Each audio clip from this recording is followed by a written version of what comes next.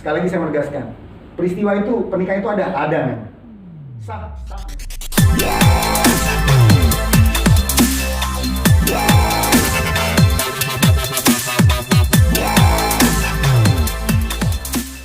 Buat teman-teman pers semua, saya Raditya Putra Perdana SLM.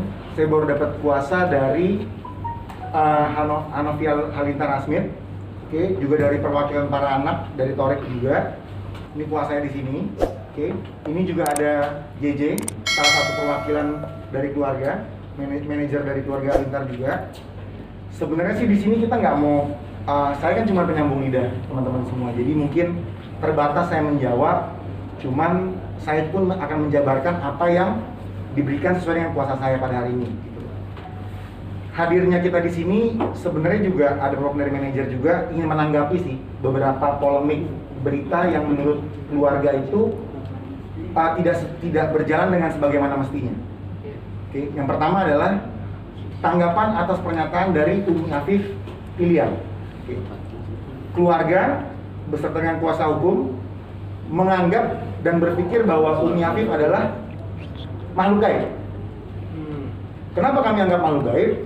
Karena kami berpikir bahwa kalau memang manusia yang memang ada makhluk wujud nyatanya, pasti dia akan hadir dengan sebagaimana mestinya. Diketahui keberadaannya, lokasinya, serta identitasnya. Cuma kan kalau sampai pada saat ini kita nggak tahu nih.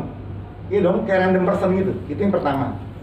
Yang kedua, pihak keluarga diwakili oleh kami kuasa hukum juga ingin menegaskan bahwa hingga pada saat ini domisili serta asal usul dari klien tidak pernah berubah.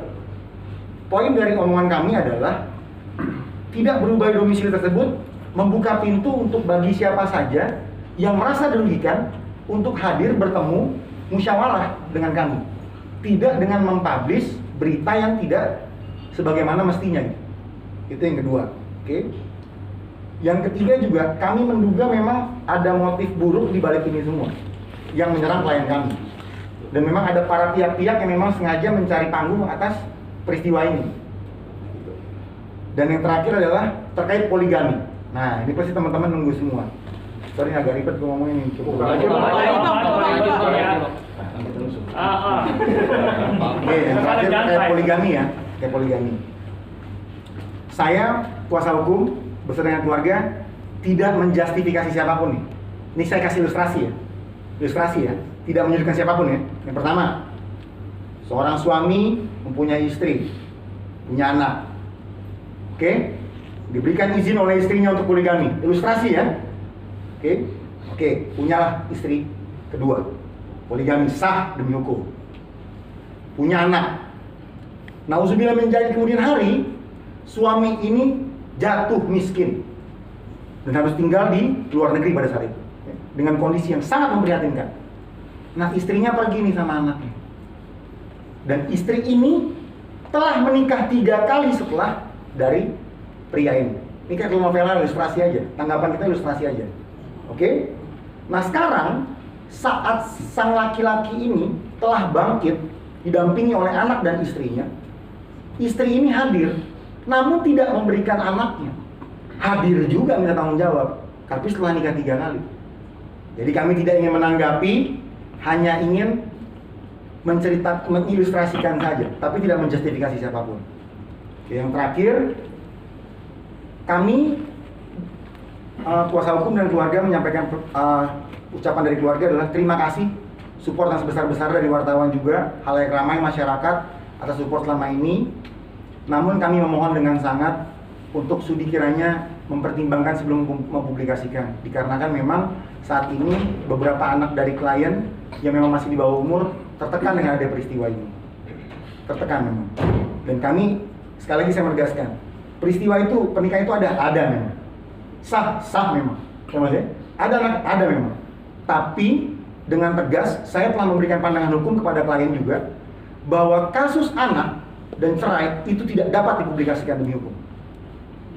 Jadi kalau ada orang yang mempublikasikan, ya mungkin kami anggap itu kehilafan semata atau kurangnya baca buku semata. Itu aja.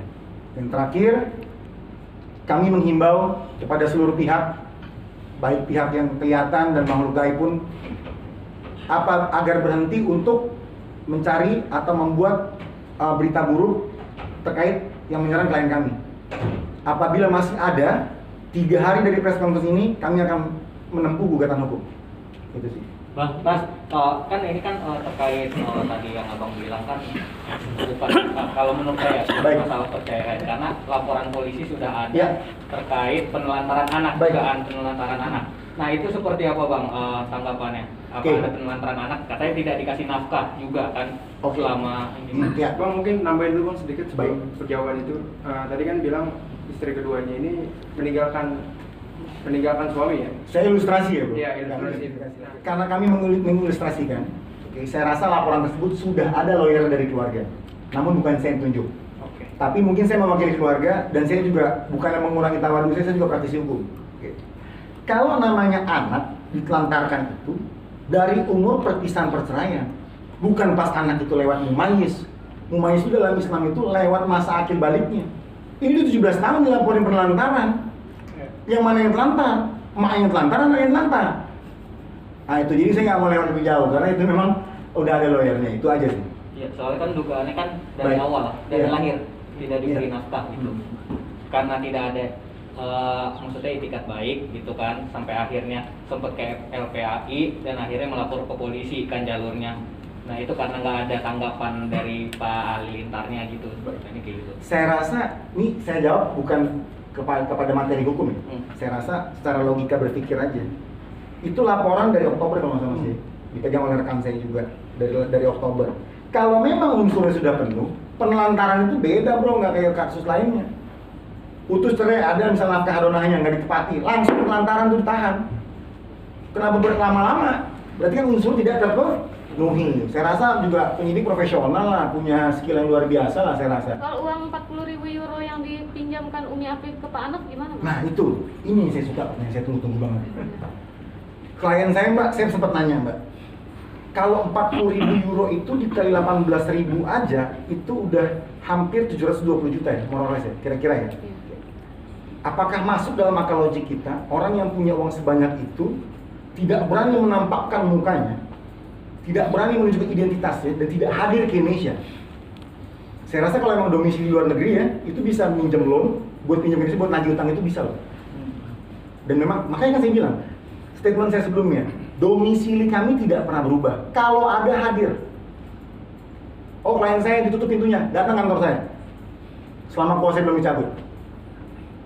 Ya kan karena saya juga mendapatkan kuasa akan hal itu gitu loh. Karena klien saya bingung mbak, terus terang gini, kalau seorang pengusaha itu ya, yang punya citra baik, terus dibilang berhutang, terus nggak bayar, itu kan sedikit memberikan dampak buruk. Namun alhamdulillahnya semua rekan dan partner dari klien saya juga tidak berdampak akan hal itu sih. Itu aja sih yang perlu saya tegaskan, bahwa pada hal yang ramai saya rasa masyarakat bukan mempunyai edukasi yang baik lah. Orang ngutang, memberikan pinjaman, terus dia tidak berani menunjukkan wujud aslinya. Oke, tapi benar nggak Pak Anok pinjam uang dulu itu? Makanya saya tantang, klien saya pun bingung mbak. Kalau memang ada, hadir dibayar. Ada, hadir dibayar. Tapi kalau ada, dengan apa yang dilakukan, dengan bilang utang belum bayar, menghujat rame-rame, kita ngapain? Kan itu kan nggak, it's not weight balance gitu kan. Kalau ditanya utang dibayar apa enggak? Nah saya tanya, kalau misalnya ternyata utang itu nggak ada, kita ngapain? Coba tanya ke dia gimana kita. Itu aja sih mbak. Cuma klien saya memang sampai hingga pada saat ini membuka pintu musyawarah yang sebesar-besarnya. Tidak ingin menambah musuh, tapi ingin menambah saudara, itu aja sih mbak. Bang, sama ini bang yang belum saya tangkap tuh, ini kan tadi abang bilang si Umi Afif ini kan